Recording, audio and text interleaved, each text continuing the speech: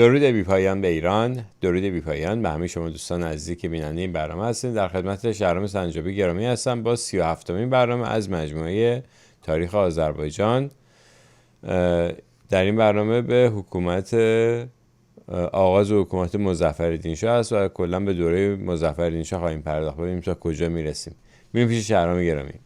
شهرام جان درود بر شما. درود بر شما افشین نازنین، درود بر شما و درود با درودهای گرم به تمام همیهنان عزیز، چه دوستان نازنینی که عضو کانال گرانمایه شما هستند، برنامه‌های در واقع بسیار عالی شما دنبال میکنند و چه همیهنان آزاده و ایرانیان راستینی که در سراسر جهان زندگی میکنن به این برنامه رو میبینن. خوشحالم که در یک برنامه دیگه در خدمت شما و بقیه همیهنانم هستم. سپاسگزارم از مهرت و من خواستم بگم که فارسی زبانان در همه جای دنیا، یعنی الان دیگه این تاریخ فقط ما تو ایران نیست، تاریخ همه منطقه از شمال شرقی ایران تا شمال غربی ایران تا شرق ایران، کلا این همه جزء ایران بودن. دیدیم تو این تاریخ که چطور تیکه تیکه از ایران جدا شدن و همه اونها میتونن در بعد بدونن که تاریخ کشورشون چی بوده، تاریخ سرزمینی که در زندگی میکنن درش به دنیا اومدن چی بوده. سپاسگزارم از تو که وقت میذاری و این دانش رو میاری به ما اینجوری عرضه میکنی. ببخشید میونی کلامتون، اگه بخوام البته ایرانیان ایران شهر حساب کنیم، ما کردهای در واقع کردستان عراق و ترکیه و در واقع اهالی باکو و گنجم در حساب میشن، اونا فارسی زبان نیستن دیگه. درسته. حالا به هر حال یاد پدر بزرگاشون مونده یه چیزایی، به نظر من هنوز یه ریشه هایی وجود داره اونجا هم.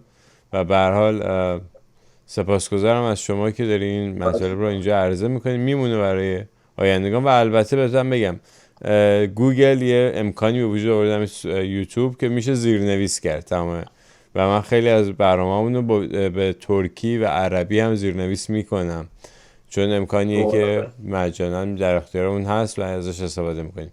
میریم به صحبت شما گوش میدیم، روایت جذاب شما از تاریخ ایران، تاریخ آذربایجان. خواهش میکنم.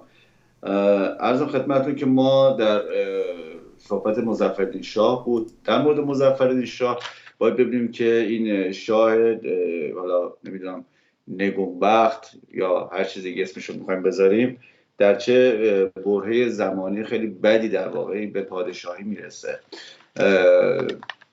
مظفرالدین شاه در واقع در زمانی وارد عرصه سیاست ایران، در مرکز تحول سیاسی ایران قرار میگیره که ایران آماده یک طوفان بزرگه. چیزی که از پدرش براش به ارث رسیده، نه فقط تاج تخت پادشاهی، بلکه یک کشور قحطی زده و نیمه ویرانه که در اثر بی‌تدبیری حالا پدرش، خیانت اطرافیان پدرش و به اصطلاح ظلم و ناجوانمردی بیگانگان، به ویژه دو ابرقدرت بزرگ، باعث شده که کشور در وضع بسیار بدی قرار بگیره و کشور آماده در واقع یک انفجار بزرگ هستش.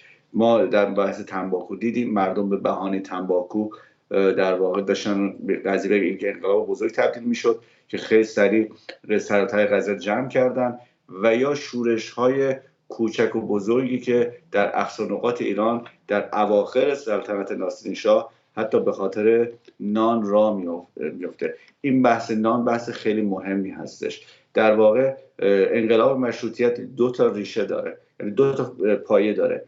پایه ها و ریشه های فکر انقلاب مشروطیته که ما در آذربایجان سیاسی وقتی در مورد خواستگاه ملی‌گرایی ایران صحبت کردیم با میرزا فتحعلی آخوندزاده، ریشه های در واقع فکری شکل میگیره تا برسه به خود انقلاب مشروطیت که امروزه فرصت بکنیم راجع با دو تا از رهبران فکری انقلاب مشروطیت صحبت میکنیم.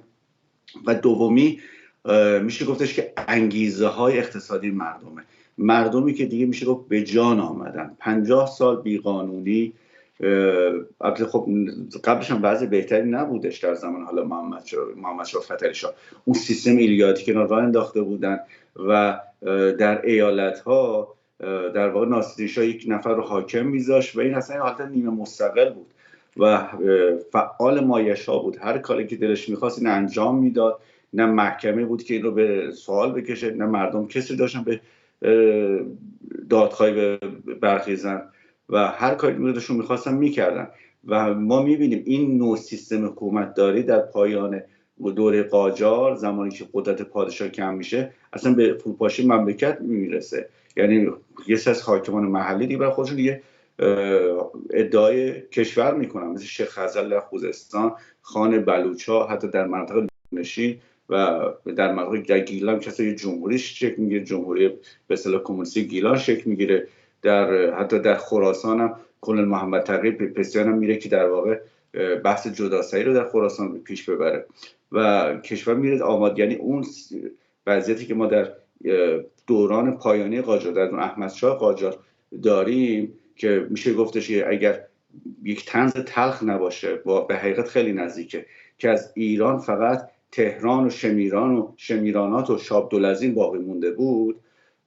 در واقع این وضعیت به خاطر وضعیت بودی که ناستیشا ایجاد کرده بود، اختیارات بی حد و حصر در امور اداره ایالت‌ها به حکامی داده بود که اکثرشون شازده‌هایی بودن که بچه خودش بودن و اینا فرستاده بخش نقاط مملکت.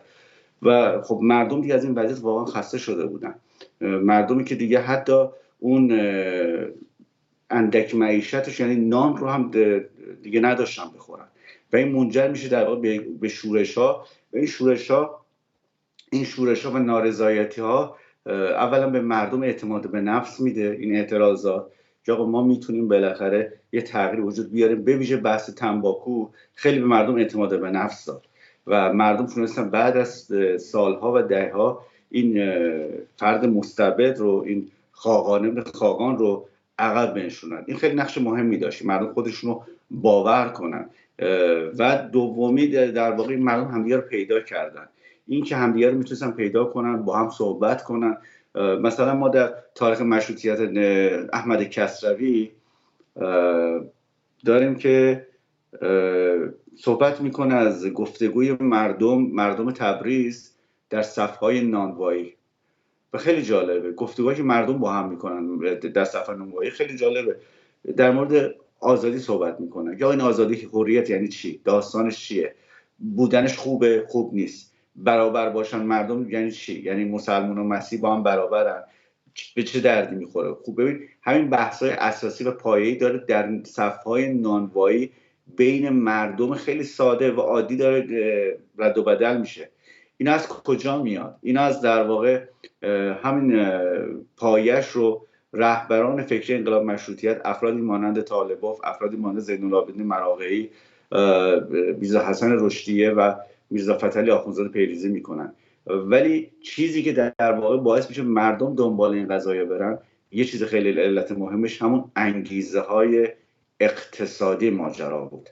خب ما در خود امروز در همین ایران هم میبینیم، ما سال هاست کسانی که دارن مبارزه میکنن نسبت به غارت‌هایی که جمهوری اسلامی داره انجام میده، نسبت به جنایاتی که داره انجام میده، سالها صحبت میشه، سالهاست افشاگری میشه، ولی اون واکنش که باید و شاید و ما کمتر در جامعه دیدیم. ما اولین خیزش جدی رو در سال 96 میبینیم، دی ماه 96 میبینیم. حالا بحث جنبش سبزم جای خودش داره، ولی دی ماه 96 و بعد از اون آبان 98 و بعد هم پاییز 1401. خب بخشی از اون یکی از مهمترین قیام ها آبان 98 در واقع انگیزه های اقتصادی بود.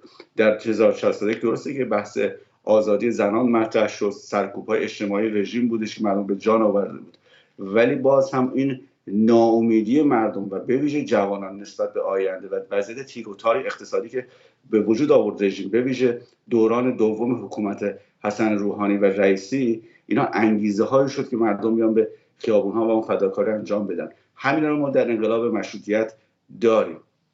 در مورد خود مظفرالدین شاه گفتیم میاد و ناخواسته، حالا تقدیر و سرنوشت این مرد رو میاره در موقعیتی در ایران به پادشاهی میرسونه که ایران آماده یک طوفان هستش، جامعه ناراضیه، در آستانه انفجاره و ولی از شانس حالا بد ایرانی ها، حالا هر چی که هستش، مظفرالدین شاه یک شاه با تدبیر و مدبر نیست. مظفرالدین شاه در توصیفش گفته شده که آدمی بسیار خوب و پادشاه بسیار بد، یعنی شخصیتش بسیار مرد رئوفی است، بسیار آدم خوشقلبیه.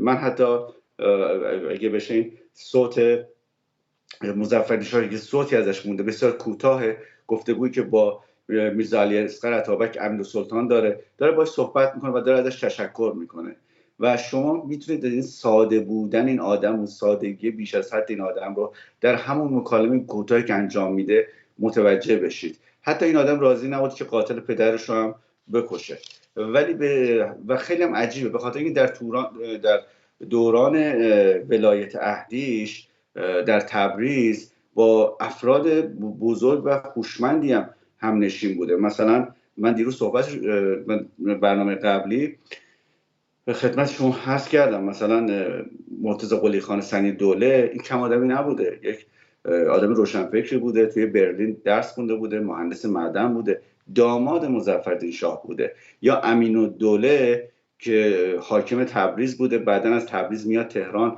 یه مدت خیلی کوتاهی هم نخست وزیر صدراعظم مظفرالدین شاه میشه.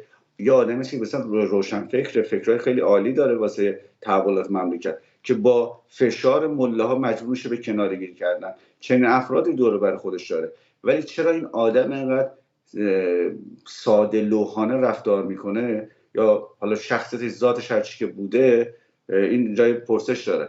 به هر حال مظفرالدین شاه میاد و چون خیلی هم دیر وقت پادشاه میشه، بعد بی خیال نسبت به وضع مملکت میگه خب حالا که ما هم که دیر رسیدیم، بذار حداقل این چند سبا کوتاه هم که هستیم، چون مریض احوالم بوده، زیاد امیدم به زنده بودنم نداشته، خوش بگذرونیم.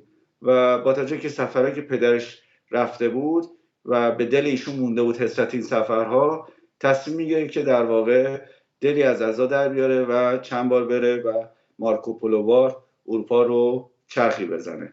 به هر حال ایشون وقتی وارد میدان میشه، جناب مظفرالدین شاه در سال اول امین‌السلطان رو برکنار میکنه و یه کابینه کوچیکی درست میکنه بدون وزیر. علی نقی مخبرالدوله که توی تهران چهار مخبرالدوله هم به اسمشه میکنه وزیر داخله. وزیر داخله در زمانی که صدراعظم وجود نداشت یه جورایی نقش صدراعظم رو بازی میکرد. فرمانفرمای معروف عبدالحسین میرزا فرمانفرما رو از تبریز با خودش میاره و میشه وزیر جنگ و محسن مشیرالدوله میشه وزیر خارجه. فرمانفرما با توجه به اون ارتباطاتی که با انگلیسی‌ها زده بود و هر روز قدرتش داشت بیشتر میشد، یه جورایی مخبرالدوله رو اصلا نادیده می‌انگاشت و هر کاری دوستش انجام میداد. این باعث در واقع دلخوری و دلگیری مخبرالدوله میشه و آخر سر عطای کار رو به لقای خودش میبخش و میذاره میره. و عرضم خدمتون که تا اینکه جناب مظفرالدین شاه میره امین‌الدوله رو که حاکم تبریز بود و آدم نسبتا مدبری هم بود، فکرهای خیلی خوبی هم داشت برای تغییر مملکت، اینو میاره میکنه صدراعظم. خب امین‌الدوله شروع میکنه یک اصلاحات شروع میکنه که در همون بدو امر با کارشکنی و مخالفت سنگین ملایان روبرو میشه. فکر کنم مثلا چه کار میکنه که اینجوری ملایان گارد میگیرن در برابرش. کمک میکنه تا میرزا حسن رشدیه که در موردش صحبت خواهیم کرد. میرزا حسن رشدیه بنیانگذار مدارس مدرن هستش در ایران. در واقع ایشون کمک میکنه به در واقع بنیانگذاری مدارس. ملایان به شدت خشمگین میشن. بعد کار بعدش انجمن معارف شکل میده، یعنی انجمن علوم. بعد مطبوعات رو کمک میکنه تا بیشتر در واقع چاپ بشن، رواج پیدا کنه مطبوعات، و اصلاحات مالی رو پیدا میکنه انجام میده. این در یه مدت خیلی کوتاه، در 6 ماه، و ملایان آنچنان دیگه بلوا را میندازن دیگه تصمیم میگیره ایشون هم کناره بگیره. خب بعد از ایشون در واقع یک فردی به اسم میرزا محسن خان تبریزی معروف به مشیرالدولهشون رئیس وزرا میشه. بعد از 3 ماه دوباره امین‌السلطان برمیگرده. اگر بهتون تعریف کنم ایشون به چه نحوی برمیگرده شاید اصلا براتون خنده‌دار باشه. داستانش هم اینه که جناب مظفرالدین شاه هوس سفر اروپا میکنه ولی خزانه خالیه، پول نداره که بره اروپا.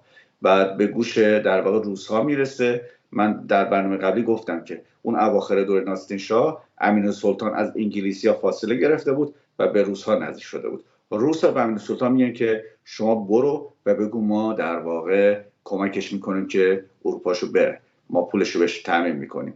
امین السلطان میره به مظفرالدین شاه میگه که اگه من رو صدر اعظم کنی با توجه به ارتباطات من برای شما پول سفر رو میگیرم، هزینه سفر رو میگیرم. بعد ایشون جناب سلطان هم قبول میکنه و ایشون میشن صدر اعظم ایران، دوباره صدر اعظم میشن. شاید این به یک بیشتر که نمایشنامه کمدی تلویزیونی باشه ولی با حقیقت تلخ کشور ما هستش. جناب امین سلطان برای بار دوم صدر اعظم میشن و بلافاصله روس ها 23 میلیون و 500 هزار روبل 23 میلیون و 500 هزار روبل قرض میدن به سلطان جهت سفرش. خب برای اینکه بدونیم پول چه مقدار پول هستش من به شما یه مقیاسی میدم. در سال 1279 زمانی که در واقع این پول گرفته میشه و جناب سلطان سفرش خودشون آغاز میکنن، در اون زمان میشه 1900 میلادی. ارزش شما با 10 روبل میتونستید یک کت خیلی خوب یا یک جفت چکمه بخرید. یک جفت چکمه. حالا برای که برآورد کنید این رو حساب کنید، با 23 میلیون میشه 2 میلیون 300 هزار یا 2 میلیون 350 هزار جفت چکمه بخرید. حالا حساب کنید شما الان هر شهر ایران هستید یا خارج از ایران هستید، تو شهرتون یه چکمه حالا معمولی ضرب در واقع 2 میلیون 350 هزار تا بکنید، ارزش پولی که ایشون وام گرفته دستتون میاد.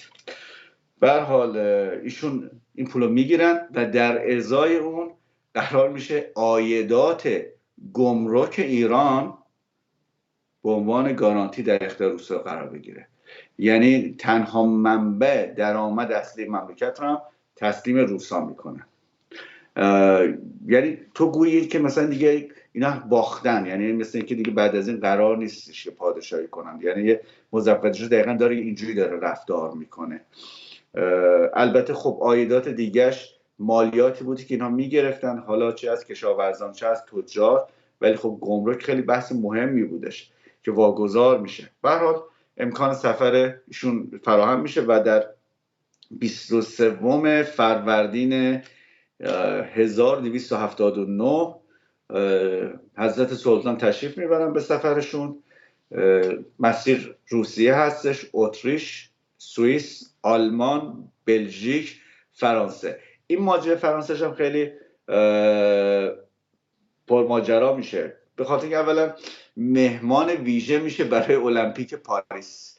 اگر اشتباه نکنم دومین دوره المپیکه و ایرانی‌ها میتونن افتخار کنن و بگن که ما جزو قدیمی‌ترین ملت‌ها هستیم که تو المپیک حضور داشتیم به عنوان تماشاگر و ایشون هم در واقع اونجا بودن با هیئت همراه. و اتفاق دیگری که میفته ترور در واقع ترور نافرجام مظفرالدین شاه. اونم داستانشه که این بنده خدا میره بازدید کاخ ورسای، بعد میبینه اون کاخ میاد بیرون و خیلی عادی سوار اون کالسکه میشه که میخواست اینو ببره. بعد یه سری فرانسوی هم جمع شده بودن، شنیده بودن که شاه پرشیا اومده و براشون جالب بود. اون پرشیایی که توی تاریخ خوندن هم پر ماجرا بوده، چون در کتاب مقدس مسیحیان هم از پرشیا بارها نام برده شده دیگه، این کیه ببینیمش. بعدش از بین جمعی کالسکه رد میشه. اون زمان خب موتور وجود نداشته، این کم کم به اصطلاح پلیسای اروپایی از دوچرخه به جای چیز استفاده میکردن، اسب استفاده میکردن. یک نفر که اصطلاحاً آنارشیست بوده، ببخشید یه چیز جا نندازم، یک نفر میاد در حالی که داره کاخ ورسای میاد بیرون، یک ناشناس کاغذی دستش میده که به فرانسوی نوشته بوده که تو هم به زودی به سرنوشت امبرتو یا اومبرتو، حالا یک کلمه ایتالیاییه، به سرنوشت دچار خواهی شد. این اومبرتو پادشاه ایتالیا بود که چند وقت پیشش ترور شده بود توسط آنارشیستا. بعد مظفرالدین شاه زیاد اعتماد نمیکنه و با خونسردی سوار در واقع کالسکه‌اش میشه و زمانی کالسکه حرکت میکنه یک نفر از میان جمعیت میاد این پلیس دوچرخه سوار هول میده میدوه سمت کالسکه، حتی روی این رکاب کالسکه سوار میشه، این کلش رو میکشه، نگاه میکنه به این هیئتی که نشستن تو این کالسکه، یه لحظه مردد میشه. حالا این مردد شد جالبه، این همین تردیدش باعث میشه که در واقع اینو دستشو بگیرن، مشتو بگیرن و میریزن و دستگیرش میکنن و اینجا مظفرالدین شاه نجات پیدا میکنه. حالا جالبه، با اینکه آدم نسبتا ترسویی هم بوده، اونجا خیلی خونسردی برخورد میکنه، مثلا برنامه سفرش هم به هم نمیریزه، یعنی ادامه میده بازدیدهاشو. به هر حال این قضیه که براش اتفاق میفته، توی بروکسل بلژیک میره به زرابخونه، اونجا یه سفارش میده که یه سکه برای من بزنید که عکس خودم هم دقیقا باشه. برای همینم شما کیفیت های سکه‌ای که از این زمان دارید میبینید، سکه های مثلا مظفرالدین شاه و محمد شاه، خیلی کیفیت خیلی خوبی هم دارن. بعد یک نفر مثل آلفونس میچاکس که طراح سکه بوده، این سکه رو میزنه و حتی این کسی که بعداً که محمد علی پادشاه میشه، سکه اون رو هم طراحی میکنه و ضرب میکنه. تو خود پاریس هم رئیس زرابخونه پاریس یا آقای مثل آگوست پاته بوده، ایشون هم سکه به افتخار بازدید مظفرالدین شاه از پاریس براش ضرب میکنه. بر 2 سال بعد از این ماجرا 10 میلیون این بار دوباره وام میگیره، 10 میلیون روبل دوباره بهش وام میدن. این دفعه امتیازاتی رو در دریای مازندران واگذار میکنه و ایشون در 17 فروردین 1281 این دفعه به مدت 6 ماه تشریف میبرن در واقع اتریش، آلمان، بلژیک، فرانسه، انگلستان و ایتالیا. و از این سفرشون کتابی میاد بیرون به عنوان سفرنامه شاه و سفر سومشون در 16 خرداد 1284، یک سال قبل از در واقع فوتشونه، 4 ماه این طول میکشه. برای هزینه سفر این بار انگلیسی‌ها کمک میکنن، 290,000 پوند استرلینگ از بانک شاهنشاهی ایران وام میگیرن. این در واقع خلاصه بود از نحوه برخورد ایشون نسبت به مملکت داری تو اون اوضاع فقر مملکت، در حالی که مردم واقعا نون هم ندارن بخورن، ایشون ترجیح میدن که اروپا گردی کنن. به هر حال حالا بد نیست من یه بریم سراغ روشنفکرانی که دارم اول برنامه اشاره کردم، بنیانهای فکری مشروطیت رو شکل میدن. یک مختصر صحبت کنیم و بعد برگردیم به ماجراهای مظفرالدین شاه. دومین شخص از رهبران فکری مشروطیت که دوست دارم هم‌میهنان باش آشنا بشن، در واقع یک تبریزی هستش به اسم میرزا عبدالرحیم طالبوف.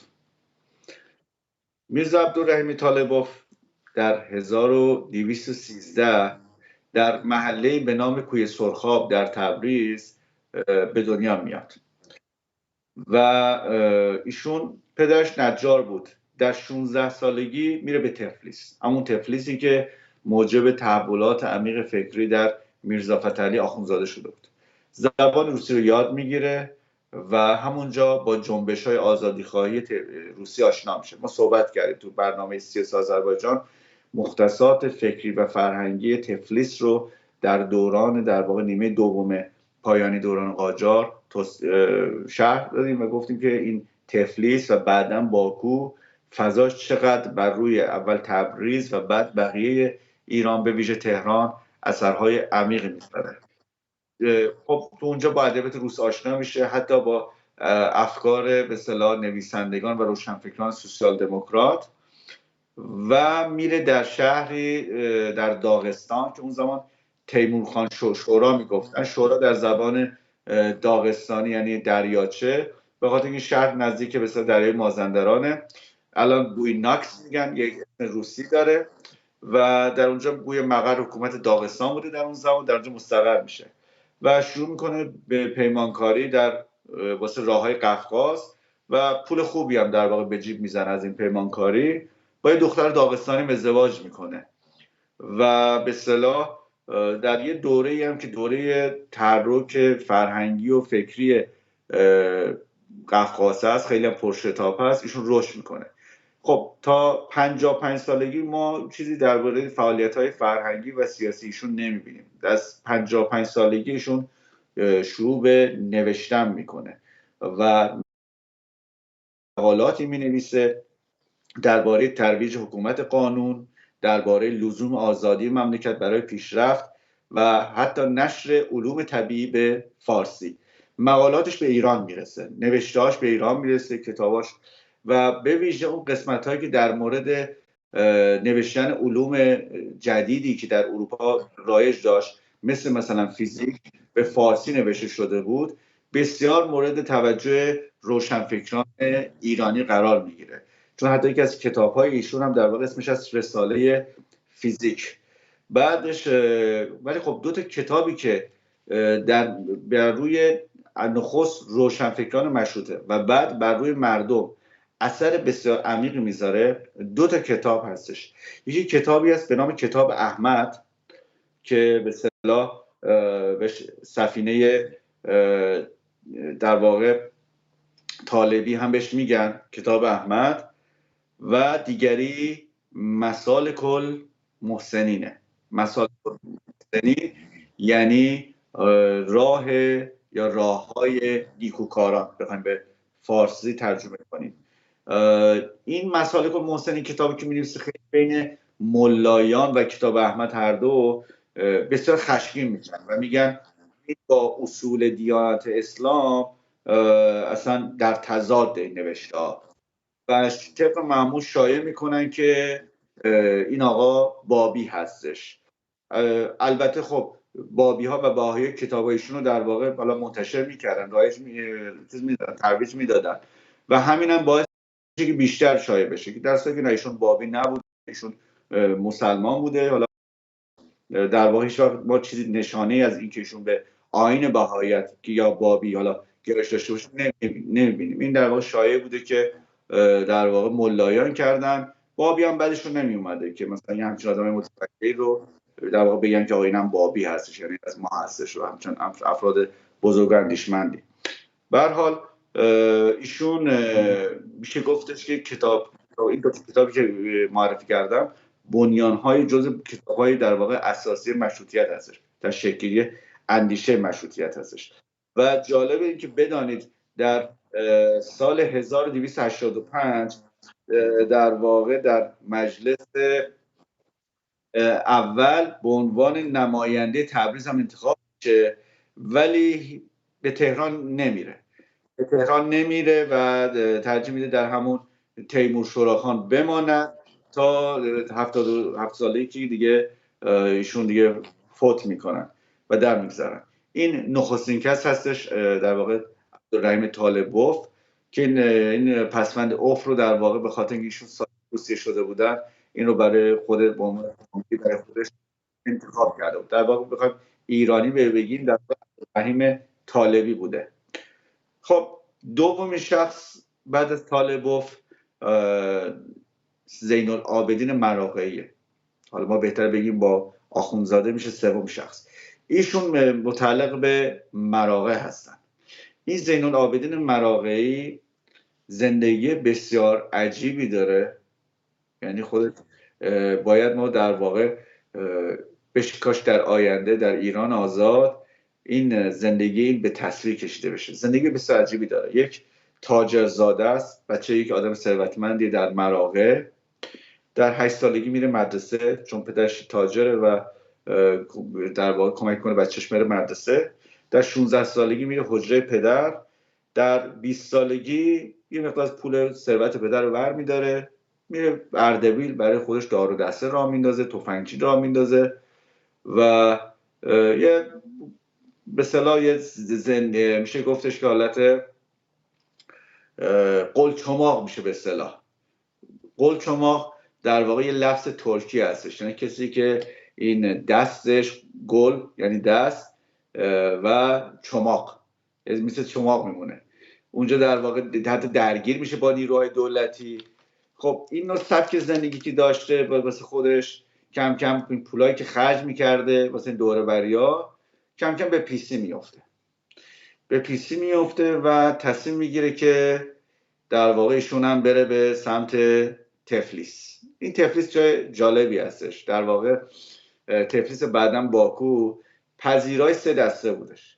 روشنفکرانی که حالا دیگر جایی برای افکارشون وجود نداشت، به قول ماها امروزی ها پناهنده سیاسی بودن، میرفتن پناه سیاسی اجتماعی بودن، کسانی که ورشکسته بودن یا حتی کسانی که یه خلافی میکردن، جنایتی میکردن، اینا بیشتر باکو میرفتن و به نوعی در واقع یه جوری میشه گفت 2 تا نقطه از باکو و تفلیس یه پناهگاهی میشه. و حتی باکو زمانی که نفت کشف میشه، بسیاری از مردم، به ویژه مردم آذربایجان که میمونه ابوالفضل قاجار دیگه واقعا وحشتناک بود و مردم به پیسی افتاده بودن، برای کسب درآمد یا حالا ثروت میرن به سمت باکو و اونجا به حالا شغلای مختلف، پیمانکاری یا کارگری در اونجا مشغول میشن. و اتفاقی یکی از درگاه‌های ورود اندیشه سوسیالیستی، اندیشه کمونیستی به ایران دقیقا همین قضیه میشه. یعنی اون کسانی که رفته بودن اونجا کار کنن، زمانی که خب نشر اندیشه کمونیستی در اوایل قرن 20 در روسیه سرعت میگیره، اینا با همین اندیشه آشنا میشن. زمانی که برمیگردن به ایران، اون اندیشه ها رو با خودشون میارن و کم کم این در واقع تخم اندیشه ویرانگر چپ از همینجا شکل میگیره. و برای همین هم هستش که ما میبینیم ما 3 دوره رو در تبریز میتونیم تبریز رو به آذربایجان رو از لحاظ فکری 3 دوره واسش قائل باشیم. یک دوره رو که در واقع از میشه گفت از دوره فتحعلی شاه شروع میشه، با عباس میرزا شروع میشه، استادش عباس میرزا میزنه تا سال 1320. این دوره که اوج ملیگرایی ایرانی هست در تبریز و آذربایجان. تبریز ما و آذربایجان ما میشه خاستگاه ملیگرایی ایرانی، خاستگاه ایرانگرایی. حتی شما نگاه کنید، اگر تاریخ اجتماعی ایران رو بخونید، در اصفهان، حتی در شیراز که مرکز استان پارس هستش، خبری نیست، ولی تبریز و آذربایجان پرچم ایران رو دستش میگیره. از 1320 به این سو اتفاقات عجیب و غریبی در تبریز میفته که حالا به موقعش دربارش صحبت میکنیم. از 1320 تا 57 تبریز تبدیل میشه به، البته به همراه با گیلان، تبدیل میشه به مرکز نشر تفکر چپ. البته در گیلان غلظتش بیشتر بوده، حالا چون در تبریز تفکر مذهبی هم به موازش وجود داشته، بحث مذهب در تبریز خیلی قوی بوده. و ما میبینیم در همین دوره از سال، یعنی میشه دوران حکومت محمد رضا شاه هستش، هر 3 تا حزب مهم چپ، یعنی هم حزب توده، هم حزب سازمان فدای خلق و هم سازمان مجاهدین خلق، به نوعی توسط حالا یا تبریزی ها یا آذری ها بنیانگذاری میشن یا در شکلگیریش تاثیر داشتن. در مورد حزب توده از دکتر ارانی میشه مثال زد، در مورد مثلا فدایین خلق از مناف فلکی تبریزی میشه مثال زد، حتی صمد بهرنگی. و در مورد مجاهدین خلق خب دیگه حنیف نژاد آشنای حضور همگان هستش.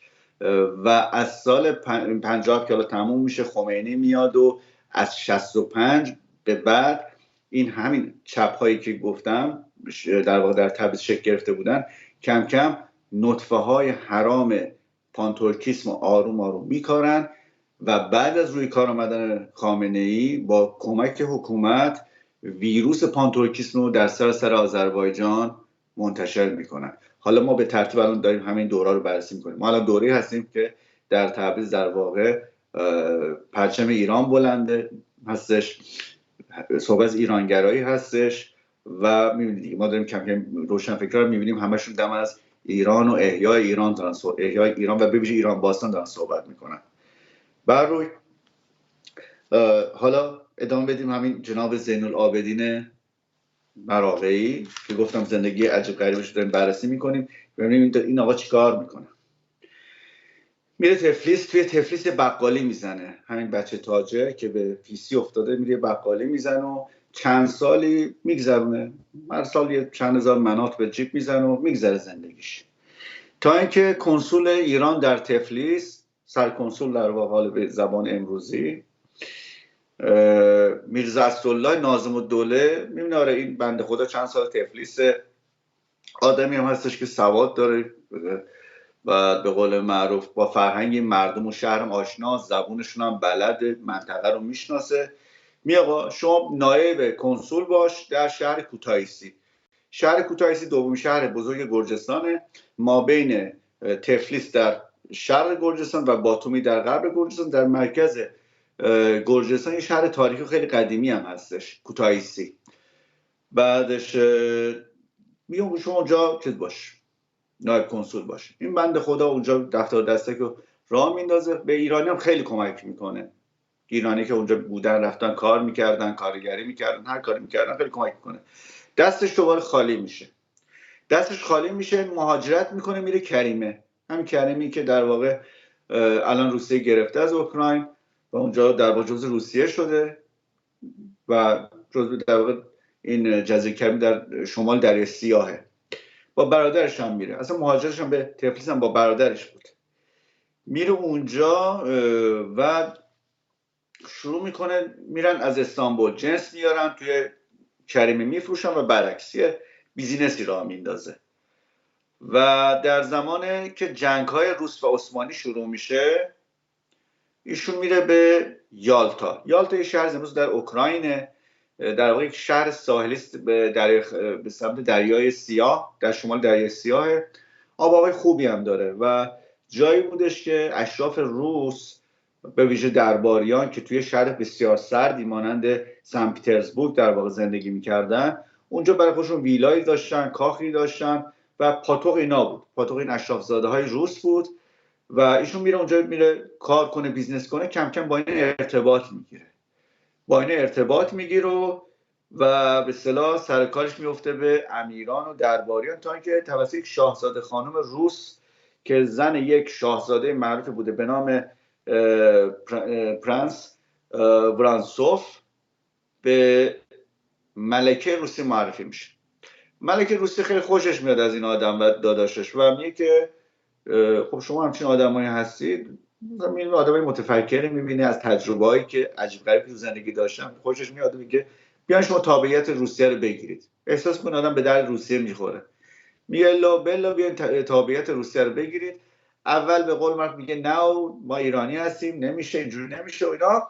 تا اینکه یه بار در بیزینسی که با استانبول داشته، میره تو استانبول با سرکنسول ایران که در استانبول بوده، اینو خیلی با این بد برخورد میکنن، خیلی اینو تحقیر میکنن، این خیلی ناراحت میشه، خیلی زده میشه و همینجا یه انگیزه میشه که تابعیت ایرانیش رو ترک کنه و میره سوگند میخوره و تابعیت روس رو هم بهش میدن و بعد حالا به عنوان یک تابعیت روس میره استانبول و میاد. تو استانبول یک خانومی از اونجا میگیره و با هم ازدواج میکنن و میرن به سمت دوباره، این خانم میبره یالتا و همونجا ستا خدا بهشون بچه میده. اما کم کم با گذشت زمان، چون این فکر و ذکرش پیش ایران بوده، بعد پیش خودش میگه من چه اشتباهی کردم، به قول خودش این طوق لعنت تابعیت اجنبی رو چرا من به گردن گرفتم. بعد عذاب وجدان میگیره، میگه آخه این چه کاریه، من نشستم اینجا تو آرامش تو رفاه دارم اینجا زندگی میکنم، هموطنان بدبخت من نشستن اونجا دارن زیر بار این حکام قجری اینا دارن له میشن. آخه این درست نیست، یعنی وجدانش رو راحت نمیذاره و خیلی احساس بدی بهش دست میده. میگه من به مملکت خودم خیانت کردم با این کار و تصمیم میگیره که آخر جبران مافات کنه و جبرانش هم به این صورت بوده که مغازش رو و کالایی که داشته رو با قیمت خیلی ارزان حراج میکنه، میفروشه و میره مکه، برمیگرده، زن و بچه‌ش هم میاره به همون استانبول و اونجا میره پیش سفیر ایران و سفیر کبیر ایران محمود خان علالملک که آقا من میخوام دوباره تابعیت ایرانیمو پس بگیرم. حالا خیلی به این درون در میزنه.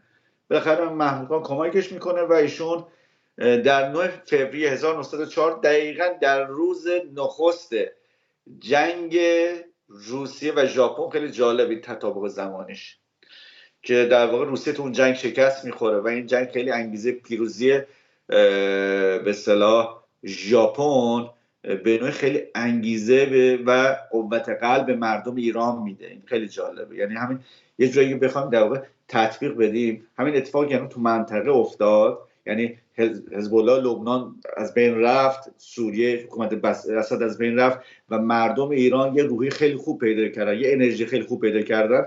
دقیقاً داستان جنگ روسیه و ژاپن هم همین انرژی رو در واقع به مردم ایران داد. حال بماند که همین جنگ باعث نابودی خود حکومت تزارها و روی کارآمد حکومت کمونیستی هم شد. حالا با این فعلا کاری نداریم.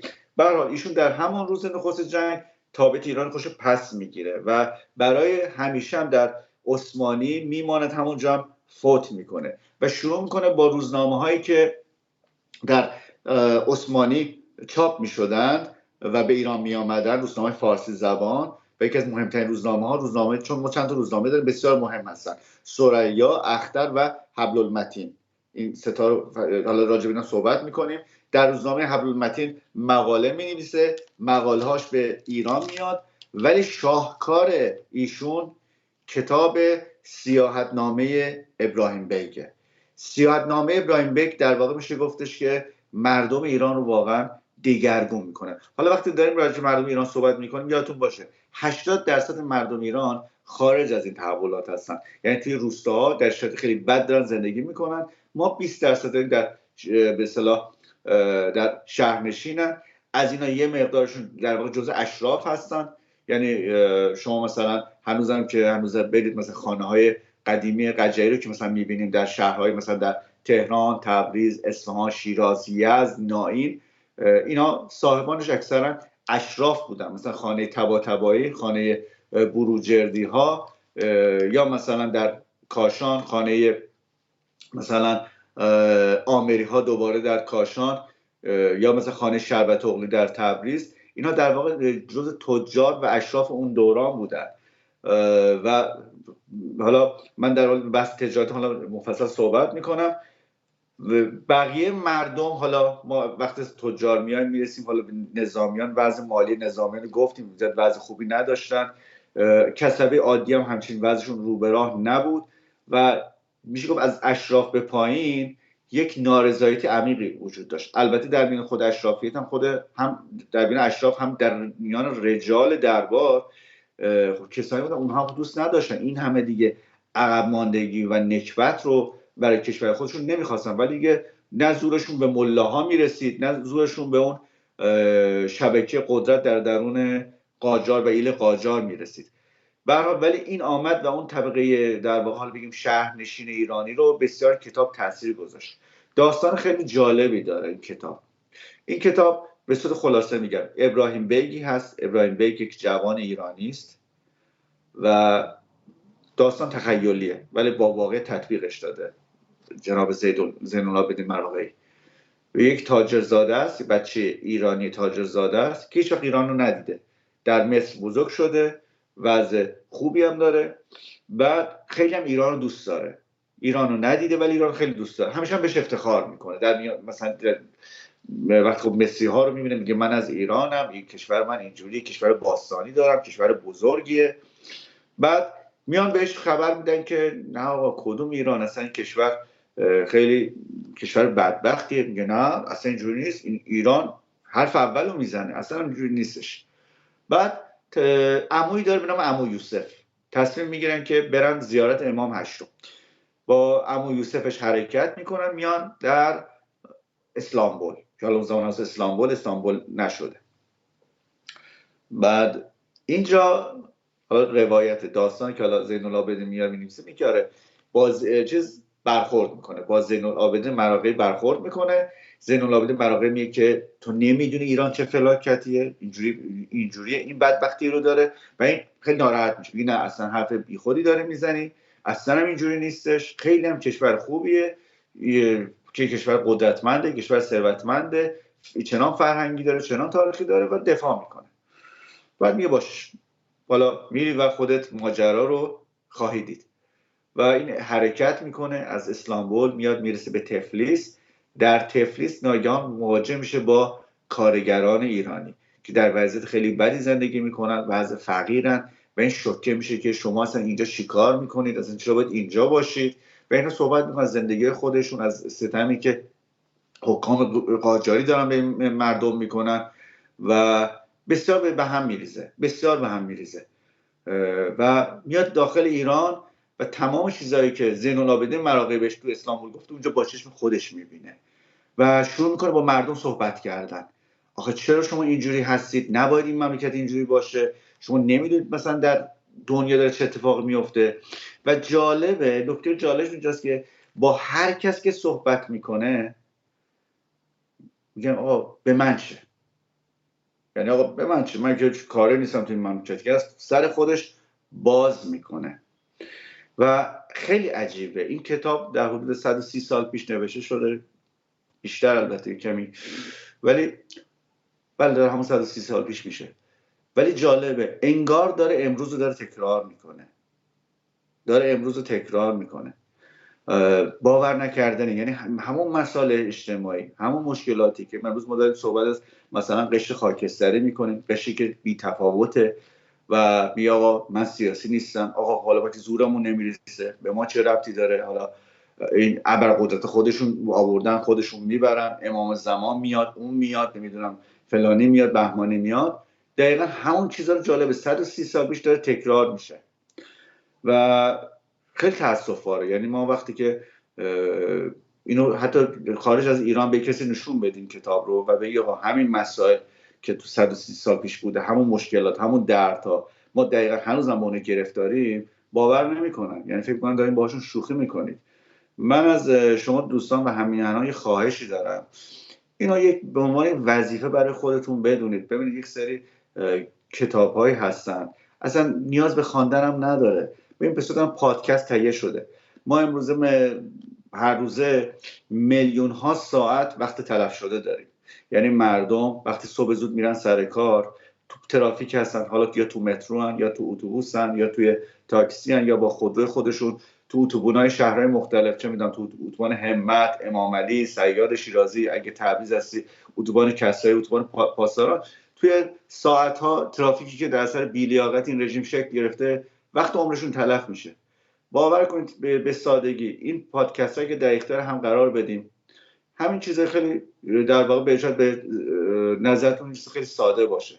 همین کتاب خاطرات جعفر شفیع‌زاده، همین در واقع خاطرات حاج سیاح، همین کتاب زین العابدین مراغه‌ای، این ترکاشو بذارید در موبایلاتون باشه. الان همه خب موبایل‌ها خوشبختانه حالا همه دارن، حالا این کمی ارزون‌تر گرون‌تر دارن، بزنید گوشتون گوش کنید، اون وقت تلف کرده رو گوش کنید و واقعا تکان دهنده است و واقعا تکان دهنده است. افشین جان، من اصلا بعضی داشتم فکر می‌کردم، من کتاب رو مقدار داشتم گوش می‌کردم، پیش خودم داشتم فکر کردم اگه همین این کتاب ابراهیم بیگ رو به خصوص قسمتی که در مورد ایران و مردم ایران هستش رو ببری به جوانی نشون بدی، جوانی که 18 ساله هستش، 20 ساله هم، یه 10 نشون بدی، بیا عزیز من یه 10 دقیقه گوش کن، اگه بهش بگی که به اصطلاح این چیزی که داره میگه مال 130 سال پیشه ها، بعد فکر کنه داری اذیتش میکنی، برمیگرده با همین لهجه‌های جوانای امروز میگه آقا برو ما رو اذیت نکن، ما رو ایستگاه ما رو گرفتی. بعد ببین به خدا پیر پیغمبر این مال 130 سال پیشه، داستان اینقدر شبیه، اینقدر با باور نکردنیه. خب ببین الان همین عزیز، مثلا همین برادر ما افشین نازنین و امثال اون دارن زحمت میکشن، خب واقعا از جانشون مایه میذارن، پولشون مایه میذارن برای این ایران. خب ما همین کار سادگی هیچ اتفاقی نمیفته. تو هم شما کانالای تلگرام دارید، کانالای واتساپ دارید با دوستان، به جایی که حالا چه میدونم یه عکسیه یه جوکه اینها رو واسه هم بفرستیم، نمیگیم نفرستیم، بالاخره آدم به شادمانی نیاز داره، به خندیدن نیاز داره، ولی اینها رو هم منتشر کنید، اینها رو هم منتشر کنید، بگذارید این چرخه آگاهی افزایش پیدا کنه. ببینید اگه همین ترک‌ها رو، همین کتاب ابراهیم بیگ رو، همین خاطرات جعفر شفیع‌زاده رو برای 10 نفر بفرستید و بگید آقا شما واسه 10 نفر که بهشون اعتماد دارید بفرستید، در کمتر از چند روز شما اینو 10 ضرب در 10 ضرب در 10 ضرب در 10 به توان 4 ببینید چقدر از مردم ها میتونن در واقع از این اطلاعات و از این آگاهی ها استفاده کنن. بر روی یادتون باشه با همین کتاب زین العابدین مراغه‌ای، با همین ابراهیم بیگ، با همون کتاب احمد طالبوف، در واقع در ایران انقلاب مشروطه شد. با همون زمانی که بهتون گفتم 80% که اصلا خبر نداشتن داستان چیه، اون 20% هم درصد باسوادی 1 در 1000 بود. یعنی این کتاب ها کجا خونده میشد؟ این کتاب ها توی قهوه خونه ها خونده میشد، این کتاب ها در مهمانی های خانوادگی خونده میشد. خب اون زمان سیستم محلا، سیستم فامیلی قوی بود، مردم معمولا در هفته یا در ماه دور هم جمع میشدن. مثلا در تبریز یک رسمی بود پیش از انقلاب، مردم جمع میشدن، حالا خود دلخوشی میکردن، تار میزدن، میخوندن، بهش گفتن شب چرک. بعد این می آوردن، اونایی که باسواد بودن تو فامیل باز میکردن و این کتابا رو میخوندن و مردم فکر میکردن و در موردش صحبت میکردن. همون که اول برنامه اشاره کردم، من خاطره احمد کسروی رو بهتون گفتم. این اتفاق میتونه بیفته و حتما هم خواهد افتاد. بعد روی من ماجرای دو تا روشنفکر بزرگ آذربایجانی رو اینجا تمامش میکنم، ادامه اینها رو میذارم در واقع واسه برنامه بعدی که طبیعتاً با میرزا حسن رشدی خواهد بود. برگردیم به ریشه های در واقع اقتصادی یا انگیزه های اقتصادی انقلاب مشروطیت. خب ما در مورد نان صحبت کردیم و گفتیم که مردم به چنان گرفتاری رسیده بودن که خود تهیه نان تبدیل شده بود به یه دغدغه بزرگ حکومت. همین نان ساده، شاید باور نکردنی باشه، ولی این قوت لایموت مردم ایران در همون زمان شده بود نان. شما حتی در قضیه قتل ناصرین شاه من گفتم اولین کاری که به اصطلاح امین السلطان میکنه، حالا به غیر از اینکه حالا سفرا رو صدا میکنه، وام میگیره، به مظفرالدین شاه میگه آقا از تبریز تشریف بیارید اونا و حکومت نظامی برقرار میکنه، یک کسی رو میذاره که بحث توی قحطی نان نشه. این نان اینقدر به بحث بحران سازی تبدیل شده بود. و حالا این چرا نان داستان میشه واسه مردم ایران؟ اصلا از کجا این ریشه میگیره؟ چند ریشه داشته. یک ریشهش به خشکسالی هایی هستش که در اون زمان رخ میده. این یک. ریشه دوم بیمیلی کشاورزان برای تولید هستش. گفتیم که اربابان واقعا پوست این کشاورزا رو میکندن، یعنی بیشتر سری که اینا کاشته بودن و اینا برای خودشون برمی داشتن، اینا انگیزه دیگه برای کش نداشتن. ما هر چی زحمت میکشیم ما رو برمی داره بس میگه من مالک این زمینا برمی داره میبره، چه کاری، ما همون بنازه مصرف خودمون داریم کشاورزی کنیم. و این کشاورزی بسیار ضعیف کرد. سومین علت که علت بسیار مهمی هستش، احتکار که از دوره ناصرالدین شاه شروع میشه و در دوره مظفرالدین شاه به اوج خودش میرسه و این واقعا تأسف باره. یعنی اون زشتخویی، اهرمنخویی و خیانتی که در بین طبقات برتر جامعه ما وجود داشته، با بیرحمی کامل این طبقه بقیه جامعه رو به استثمار میکشه. و جالب بدونید وقتی که مظفرالدین شاه مستقر میشه، وقتی میبینی که این درباریا هر کدوم یه خواسته مالی ازش دارن، گفتم آدم چیزی بوده، ضعیف و نفسی بوده، اون قاطعیت نداشته، واسه اینکه اینها رو راضی نگه داره املاک سلطنتی رو در اطراف تهران میبخشه، به تقسیم میکنه بین درباری، تقسیم میکنه یا مال شما. بعد این املاک سلطنتی بیشتر حتی گندم تهران از همین املاک در میومده و اینا که مالک میشن شروع میکنن به احتکار گندم. به ویژه زمانی که میبینن یک کمی خوشسالی میشه همینو بهانه میکنن برای احتکار گندم. یعنی از مالکا شروع میشه، به تاجرا میرسه و از تاجرا به حتی خبازها، اون زمان به نانوا میگفتن خبازها، حتی اونها هم برمیشه گندم احتکار میکنن. و جایی میشه مثلا در همین دوره مظفرالدین شاه در سال 1276، یعنی یک سال بعد از سلطنت مظفرالدین شاه، گندم هر من به 12 تومن میرسه. مبلغ بسیار بالایی 12 تومن در اون زمان. خب و ببین چه اتفاقایی میفته، این ماجرای نان به کجا منتهی میشه. در سال 1277 به خاطر خوشسالی میرن از روسیه و سمرقند گندم میارن که این قضیه بحران رو بتونن جمع و جورش کنن. در سال 1278 3 سال بعد از سلطنت مظفرالدین شاه دوباره خوشسالی میاد. در سال 1281 بارندگی خوبه، ولی به خاطر سوء مدیریت عین الدوله، این عین الدوله هم خیلی باش کار داریم، راجبش صحبت میکنیم، استارت مشروطه در اون با ایشون میخوره، باز ما کمبود نان رو داریم. خب من یه نوشته با اجازه من درباره از احمد کسروی براتون میخونم تا توصیف در واقع دقیق تری باشه از اون دوران. احمد کسروی میگه همیشه دیهدارانی گندم و جو را نفروختندی تا نان کمیاب و گران شدی و آنگاه به بهانه‌های بیشتر فروختندی. این کار در سالهای پیش از مشروطه در آذربایجان رواج بسیار یافته بود و بیشتر دیهداران، یعنی اون دهداران، کسایی که مالکان، از ملایان و اعیان و بازرگان ها به آنها میپرداختند، یعنی خود ملا هم تو احتکار دست داشتن و دولت که میبایست جلوگیرد نمیگرفت، زیرا خود محمد علی میرزا دیه داشت و او نیز از گرانی غله بهره مند میشد. خب اینو تا همینجا داشته باشیم. ادامه مطلب رو من در برنامه بعدی خدمت دوستان عرض میکنم. سپاسگزارم از وقتی که به من دادید. اگر پرسشی هست من در خدمت شما هستم. سپاسگزارم شهرام جان، خیلی ممنون از اینکه این تاریخ رو از زوایای مختلف داری روایت میکنی و این خیلی مهمه که برای که شناخت تصویر کلی نیاز هستش که از منظرهای مختلف، یعنی منظر اقتصادی، منظر اجتماعی، خود تحولات سیاسی و مناسبات قدرت، اینا همه برای کنار هم گذاشته بشه تا آدم بتونه تصور کنه که واقعا داره چه اتفاقی میفته و چی داره رو چی اثر میذاره، که همه اینا با هم دیگه ربط داره و وصله. ممنونم ازت و تا برنامه بعد اگه صحبت دیگه شما نداریم بدرود. اندرست خورم باشید. بدرود. قربان شما. بدرود.